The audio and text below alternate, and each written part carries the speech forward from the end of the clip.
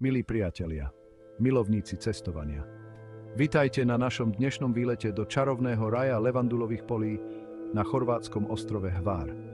Tento ostrov, obklopený azúrovým morom, ukrýva nielen nádherné pláže a historické pamiatky, ale aj rozsiahle levandulové záhrady, ktoré pohľadia vaše zmysly.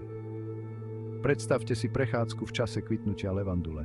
Nekonečné rady fialových kríkov sa tiahnu, kam len oko dovidí. Omamná vôňa naplňa vzduch a teplé slnečné lúče sa dotýkajú vašej pokožky. Je to ako ocitnúť sa v rozprávkovom svete. Levandula na Hvare je viac než len krásna kvetina.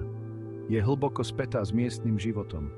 Jej pestovanie má tu dlhoročnú tradíciu a ostrovania z nej s láskou vytvárajú rôznorodé produkty.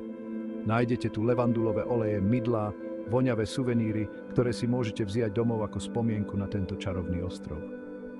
Ak ste milovníkmi prírody a hľadáte neopakovateľný zážitok, navštívte jeden z miestnych levandulových festivalov.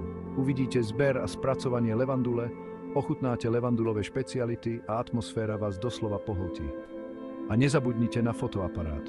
Levandulové polia sú ako stvorené na nezabudnutelné fotografie. Hľadáte miesto, kde sa snúbi krása prírody s bohatou kultúrou a nezabudnutelnými zážitkami. Neváhajte a vyberte sa na Hvar. Levandulové polia vás očaria a zanechajú vo vašom srdci spomienky, ktoré čas nevymaže.